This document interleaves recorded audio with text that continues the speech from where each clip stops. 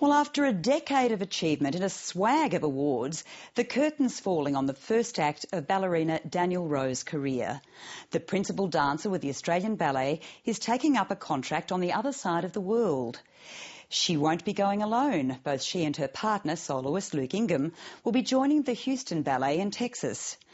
Later this week, they'll have their Australian swan song at the Sydney Opera House, performing in a Christmas favourite. Sarah Dingle reports.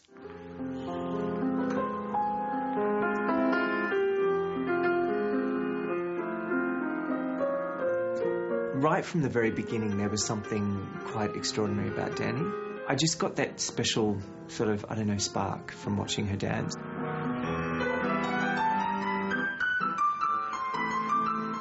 I'm just thrilled to have this opportunity, actually. For the past decade, Danielle Rowe has taken every step of her career in the company of the Australian Ballet. She's risen through their ranks to become a principal dancer and one of their star performers. Along the way, she's won a swag of prizes, culminating in this year's Helpman Award for the country's best female dancer. Danielle Rowe.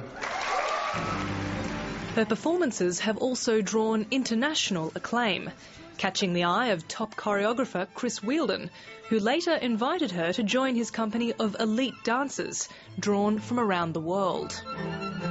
All the choreographers that have come and worked with us while she's been in the company have pretty much picked her out to work with them because she's got that ability to, transform movement. She's got a very plastic sort of style of movement. It's very appealing.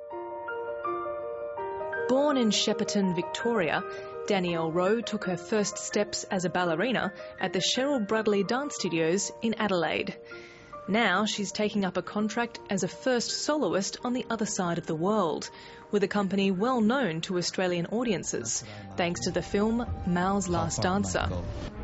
The Houston Ballet was at the centre of Chinese-born Li Xuanxing's dramatic defection from east to west before he settled in Australia. I'm trying to get Ben to notice me.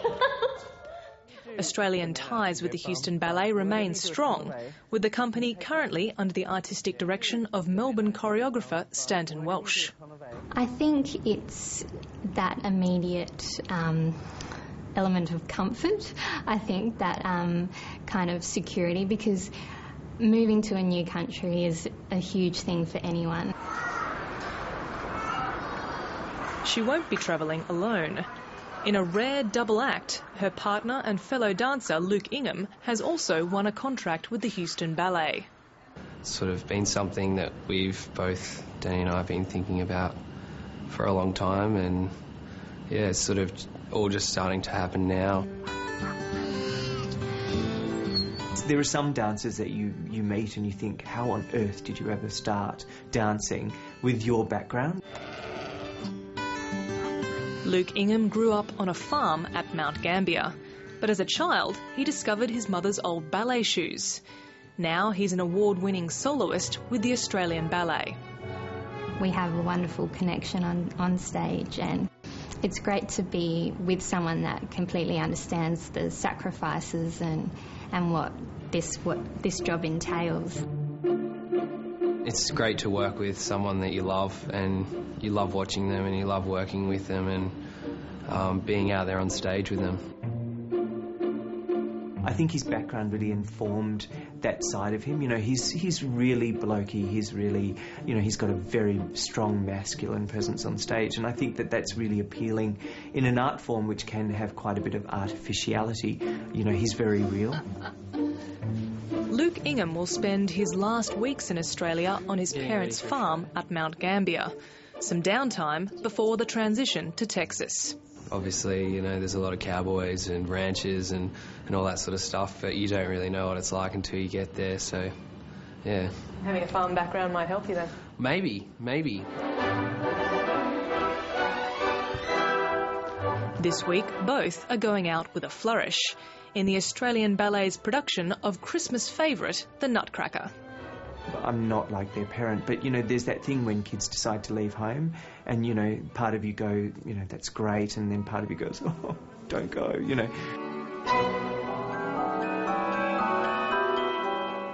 Although their last performance may be bittersweet, For Danielle Rowe, it's also a career high.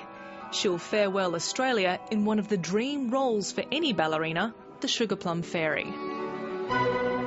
It's the music, everyone's heard the music, and I get to wear a beautiful pink tutu, you know, the quintessential ballerina.